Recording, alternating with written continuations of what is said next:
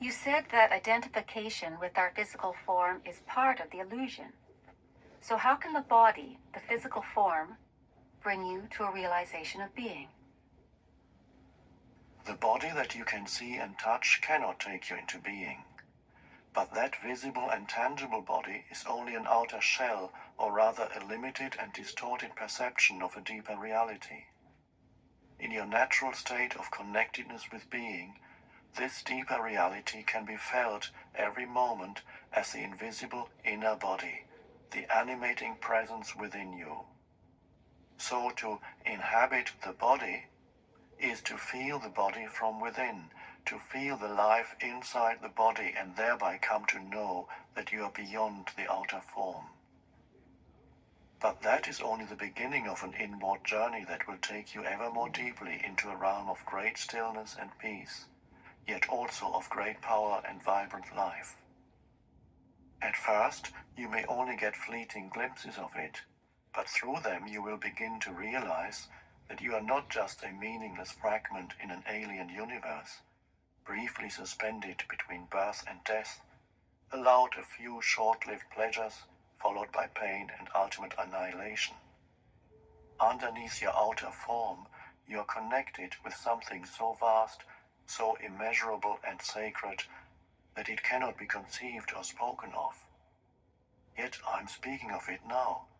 I'm speaking of it not to give you something to believe in, but to show you how you can know it for yourself. You are cut off from being as long as your mind takes up all your attention. When this happens, and it happens continuously for most people, you are not in your body. The mind absorbs all your consciousness and transforms it into mind stuff. You cannot stop thinking. Compulsive thinking has become a collective disease. Your whole sense of who you are is then derived from mind activity. Your identity, as it is no longer rooted in being, becomes a vulnerable and ever-needy mental construct, which creates fear as the predominant underlying emotion. The one thing that truly matters is then missing from your life: awareness of your deeper self, your invisible and indestructible reality. To become conscious of being, you need to reclaim consciousness from the mind. This is one of the most essential tasks on your spiritual journey.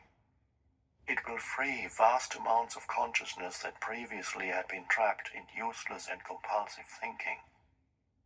A very effective way of doing this is simply to take the focus of your attention away from thinking and direct it into the body, where being can be felt in the first instance as the invisible energy field that gives life to what you perceive as the physical body.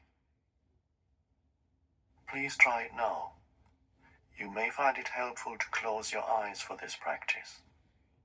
Later on, when being in the body has become natural and easy, this will no longer be necessary. Direct your attention into the body. Feel it from within. Is it alive? Is there life in your hands, arms, legs, and feet? In your abdomen, your chest? Can you feel the subtle energy field that pervades the entire body and gives vibrant life to every organ and every cell? Can you feel it simultaneously in all parts of the body as a single field of energy? Keep focusing on the feeling of your inner body for a few moments. Do not start to think about it. Feel it. The more attention you give it, the clearer and stronger this feeling will become. It will feel as if every cell is becoming more alive. And if you have a strong visual sense, you may get an image of your body becoming luminous. Although such an image can help you temporarily, pay more attention to the feeling than to any image that may arise. Any image, no matter how beautiful or powerful, is already defined in form, so there's less scope for penetrating more deeply. The feeling of your inner body is formless, limitless, and unfathomable. you can always go into it more deeply. If you cannot feel very much at this stage, pay attention to whatever you can feel. Perhaps there's just a slight tingling in your hands or feet. That's good enough for the moment. Just focus on the feeling. Your body is coming alive. Later, we will practice some more. Please open your eyes now, but keep some attention in the inner energy field of the body even as you look around the room. The inner body lies at the threshold between your form identity and your essence identity, your true nature. Never lose touch with it.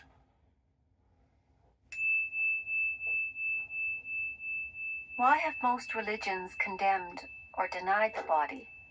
It seems that spiritual seekers have always regarded the body as a hindrance, or even as sinful.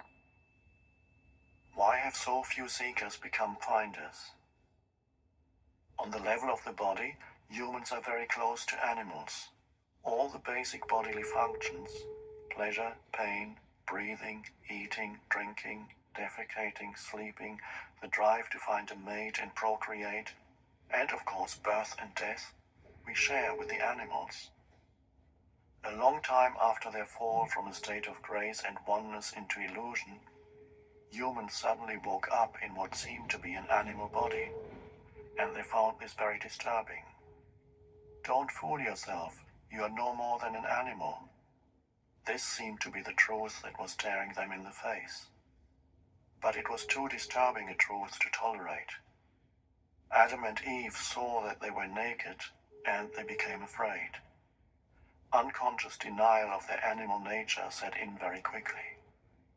The threat that they might be taken over by powerful instinctual drives and revert back to complete unconsciousness was indeed a very real one. Shame and taboos appeared around certain parts of the body and bodily functions, especially sexuality.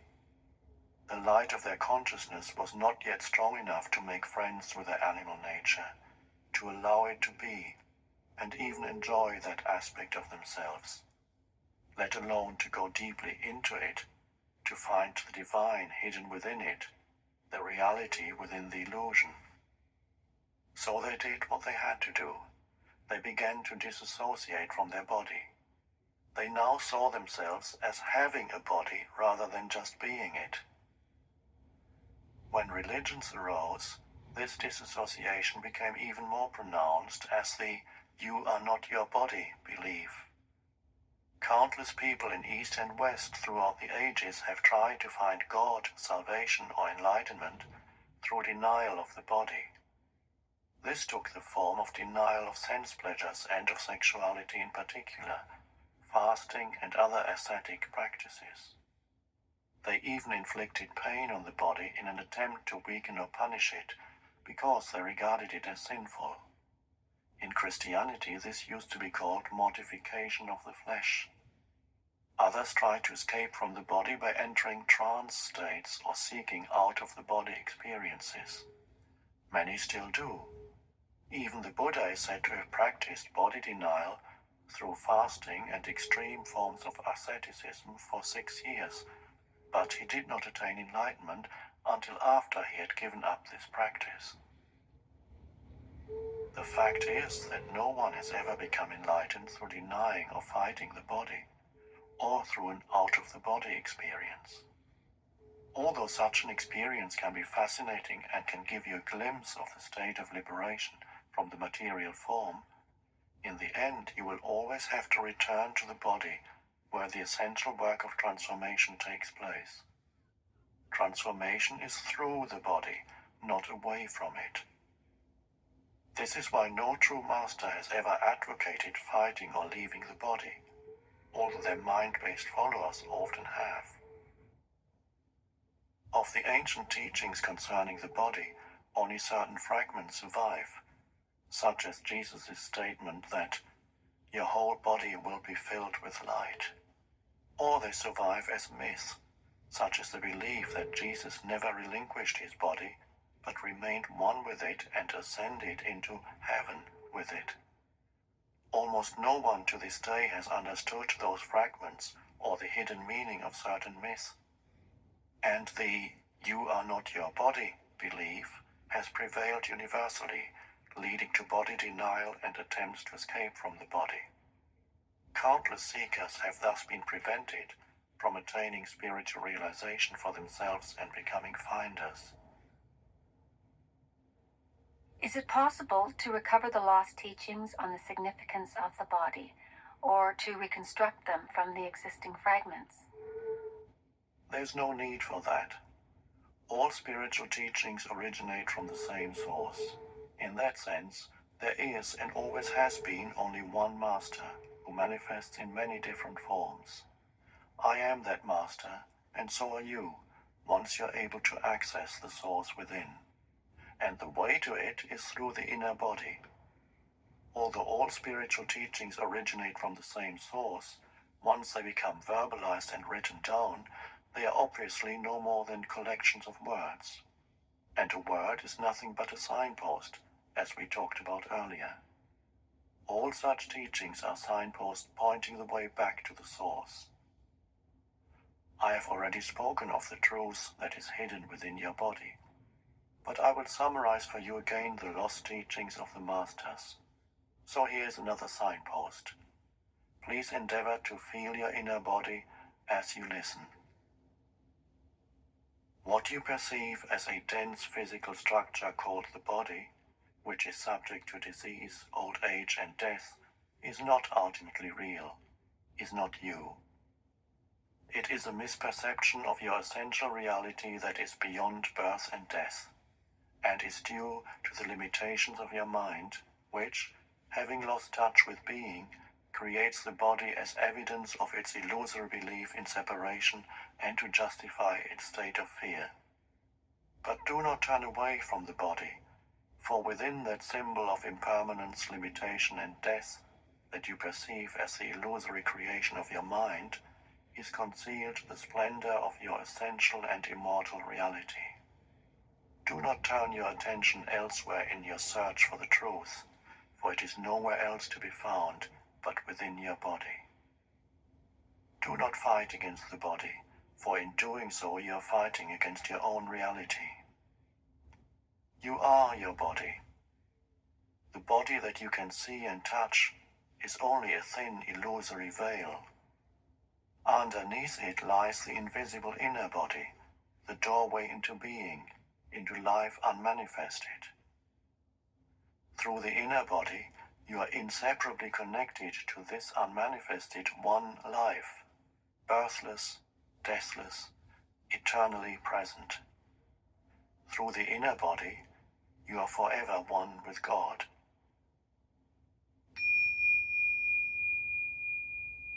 The key is to be in a state of permanent connectedness with your inner body, to feel it at all times. This will rapidly deepen and transform your life. The more consciousness you direct into the inner body, the higher its vibrational frequency becomes, much like a light that grows brighter as you turn up the dimmer switch and so increase the flow of electricity. At this higher energy level, negativity cannot affect you anymore, and you tend to attract new circumstances that reflect this higher frequency. If you keep your attention in the body as much as possible, you will be anchored in the now. You won't lose yourself in the external world, and you won't lose yourself in your mind. Thoughts and emotions, fears and desires may still be there to some extent, but they won't take you over.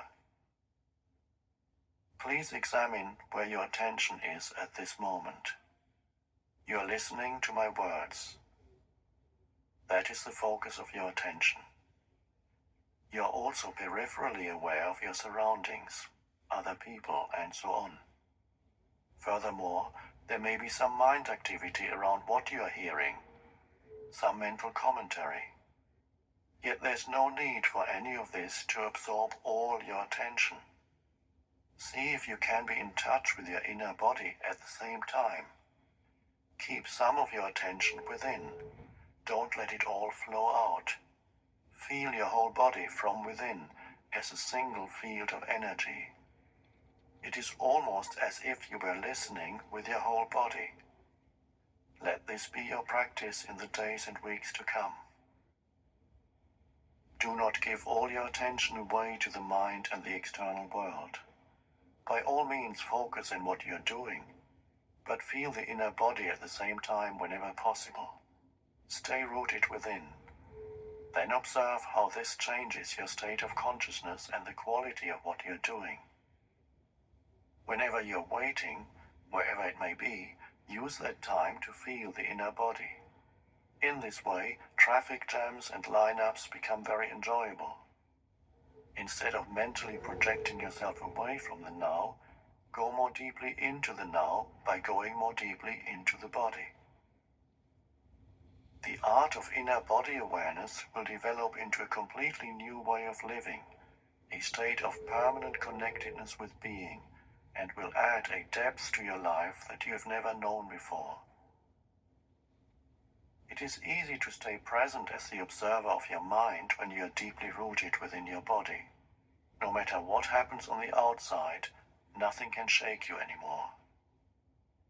Unless you stay present, and inhabiting your body is always an essential aspect of it, you will continue to be run by your mind.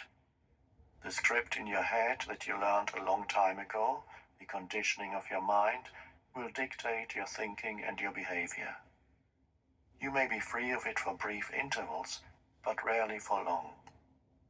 This is especially true when something goes wrong or there's some loss or upset.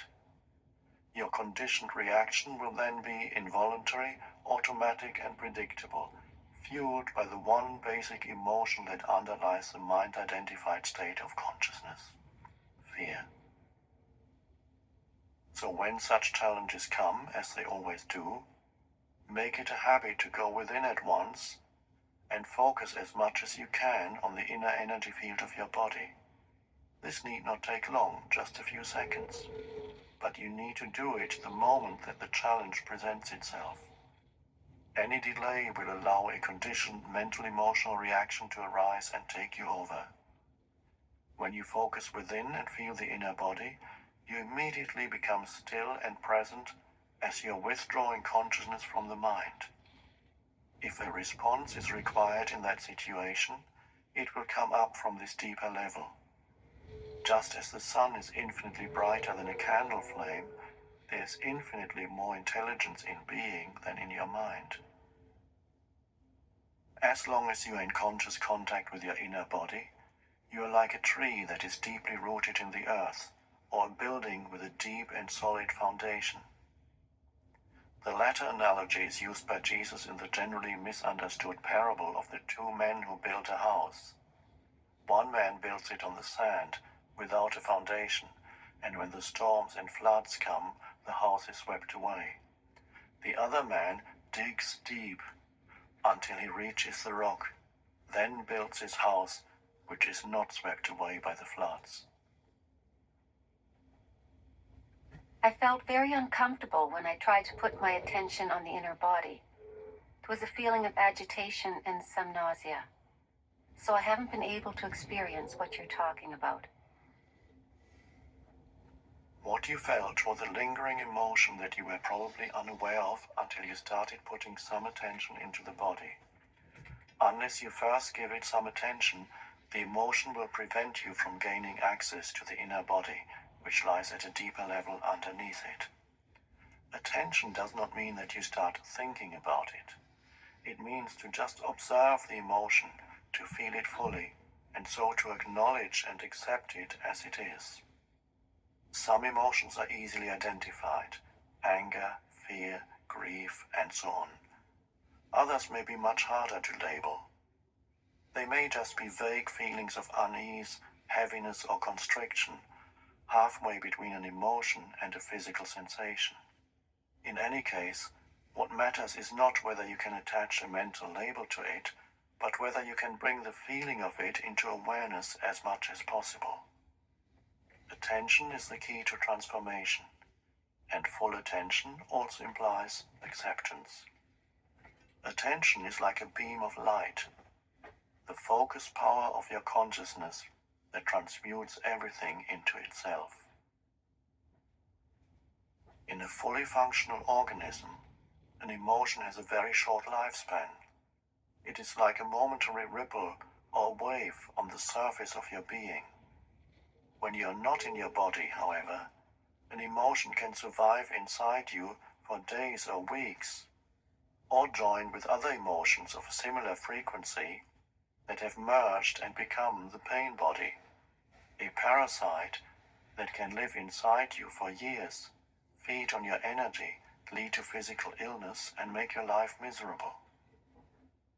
So place your attention on feeling the emotion and check whether your mind is holding on to a grievance pattern such as blame, self-pity, or resentment that is feeding the emotion. If that is the case, it means that you haven't forgiven. Non-forgiveness is often towards another person or yourself, but it may just as well be towards any situation or condition, past, present, or future, that your mind refuses to accept. Yes, there can be non-forgiveness even with regard to the future. This is the mind's refusal to accept uncertainty, to accept that the future is ultimately beyond its control. Forgiveness is to relinquish your grievance and so to let go of grief. It happens naturally once you realize that your grievance serves no purpose except to strengthen a false sense of self. Forgiveness is to offer no resistance to life, to allow life to live through you. The alternatives are pain and suffering, a greatly restricted flow of life energy, and in many cases physical disease. The moment you truly forgive, you have reclaimed your power from the mind. Non-forgiveness is the very nature of the mind. Just as the mind-made false self, the ego, cannot survive without strife and conflict. The mind cannot forgive. Only you can. You become present. You enter your body. You feel the vibrant peace and stillness that emanate from being. That is why Jesus said, "Before you enter the temple, forgive." What is the relationship between presence and the inner body? Presence is pure consciousness. Consciousness that has been reclaimed from the mind, from the world of form. The inner body is your link with the unmanifested, and in its deepest aspect is the unmanifested, the source from which consciousness emanates as light emanates from the sun.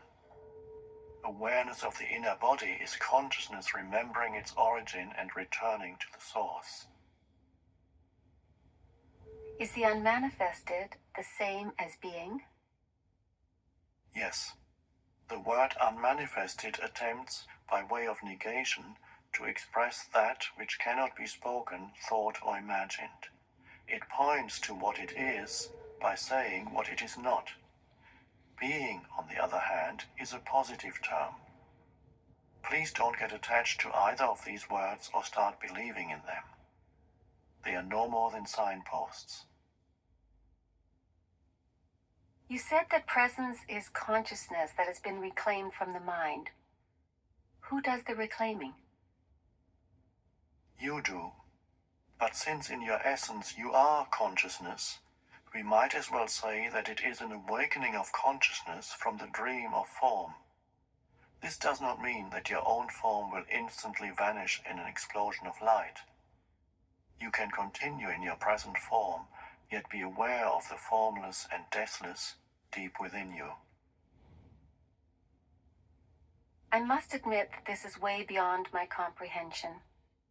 And yet, on some deeper level, I seem to know what you're talking about. It's more like a feeling than anything else. Am I deceiving myself? No, you're not. Feeling will get you closer to the truth of who you are than thinking. I cannot tell you anything that deep within you don't already know. When you have reached a certain stage of inner connectedness, you recognize the truth when you hear it. If you haven't reached that stage yet, the practice of body awareness will bring about the deepening that is necessary. In the meantime, Awareness of the inner body has other benefits in the physical realm. One of them is a significant slowing down of the aging of the physical body. Whereas the outer body normally appears to grow old and wither fairly quickly, the inner body does not change with time, except that you may feel it more deeply and become it more fully. If you are 20 years old now, the energy field of your inner body will feel just the same when you are 80. It will be just as vibrantly alive. As soon as your habitual state changes from being out of the body and trapped in your mind to being in the body and present in the now, your physical body will feel lighter, clearer, more alive. As there's more consciousness in the body, its molecular structure actually becomes less dense. More consciousness means a lessening of the illusion of materiality. When you become identified more with the timeless inner body than with the outer body, when presence becomes your normal mode of consciousness, and past and future no longer dominate your attention, you do not accumulate time anymore in your psyche and in the cells of the body. The accumulation of time as the psychological burden of past and future greatly impairs the cell's capacity for self-renewal. So if you inhabit the inner body, the outer body will grow old at a much slower rate, and even when it does, your timeless essence will shine through the outer form, and you will not give the appearance of an old person. Is there any scientific evidence for this? Try it out, and you will be the evidence.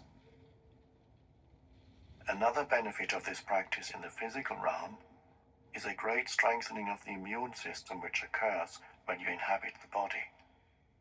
The more consciousness you bring into the body, the stronger the immune system becomes. It is as if every cell awakens and rejoices. The body loves your attention. It is also a potent form of self-healing. Most illnesses creep in when you are not present in the body. If the master is not present in the house, all kinds of shady characters will take up residence there. When you inhabit the body, it will be hard for unwanted guests to enter. It is not only your physical immune system that becomes strengthened. Your psychic immune system is greatly enhanced as well.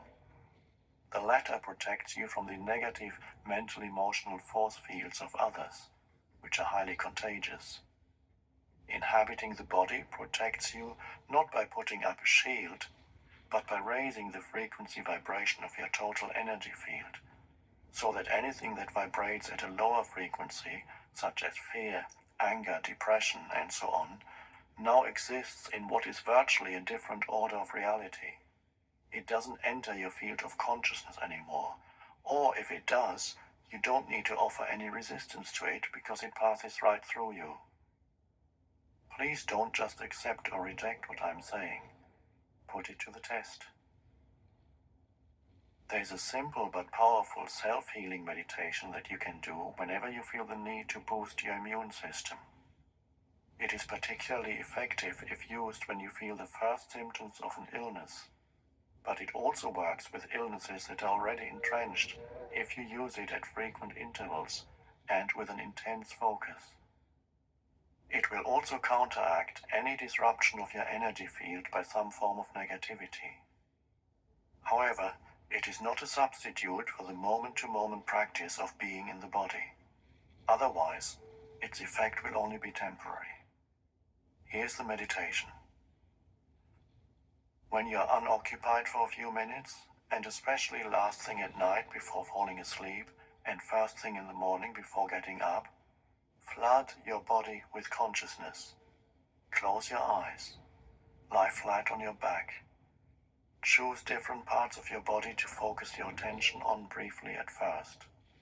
Hands, feet, arms, legs, abdomen, chest, head, and so on. Feel the life energy inside those parts as intensely as you can. Stay with each part for 15 seconds or so. Then let your attention run through the body like a wave a few times, from feet to head and back again. This need only take a minute or so. After that, feel the inner body in its totality, as a single field of energy. Hold that feeling for a few minutes. Be intensely present during that time, present in every cell of your body. Don't be concerned if the mind occasionally succeeds in drawing your attention out of the body and you lose yourself in some thought. As soon as you notice that this has happened, just return your attention to the inner body. At times, when my mind has been very active, it has acquired such momentum that I find it impossible to take my attention away from it and feel the inner body. This happens particularly when I get into a worry or anxiety pattern. Do you have any suggestions? If at any time you're finding it hard to get in touch with the inner body, it is usually easier to focus on your breathing first. Conscious breathing, which is a powerful meditation in its own right, will gradually put you in touch with the body. Follow the breath with your attention as it moves in and out of your body. Breathe into the body and feel your abdomen expanding and contracting slightly with each inhalation and exhalation. If you find it easy to visualize, close your eyes and see yourself surrounded by light or immersed in a luminous substance, a sea of consciousness. Then breathe in that light. Feel that luminous substance filling up your body and making it luminous also. Then gradually focus more on the feeling. You're now in your body. Don't get attached to any visual image. If you need to use your mind for a specific purpose, use it in conjunction with your inner body. Only if you are able to be conscious without thought can you use your mind creatively. And the easiest way to enter that state is through your body. Whenever an answer, a solution, or a creative idea is needed, stop thinking for a moment by focusing attention on your inner energy field.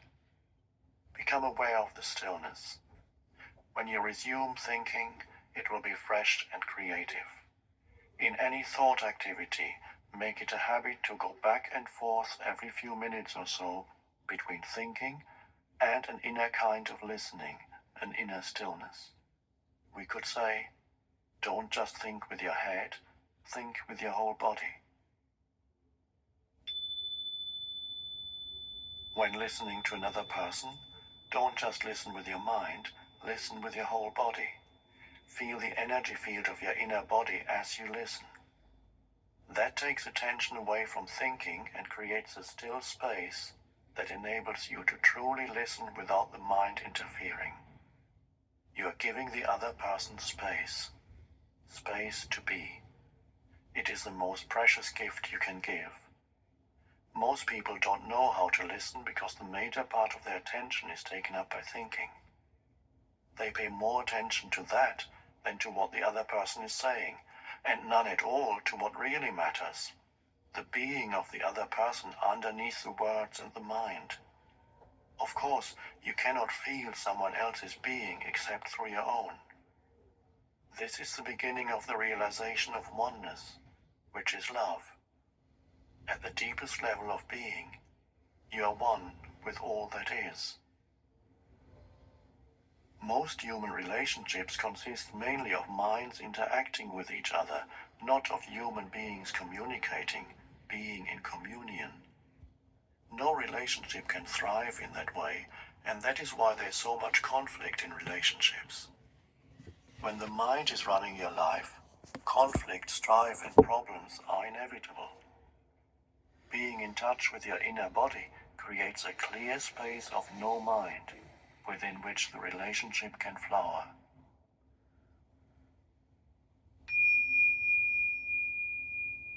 Chapter 7. Portals into the Unknown.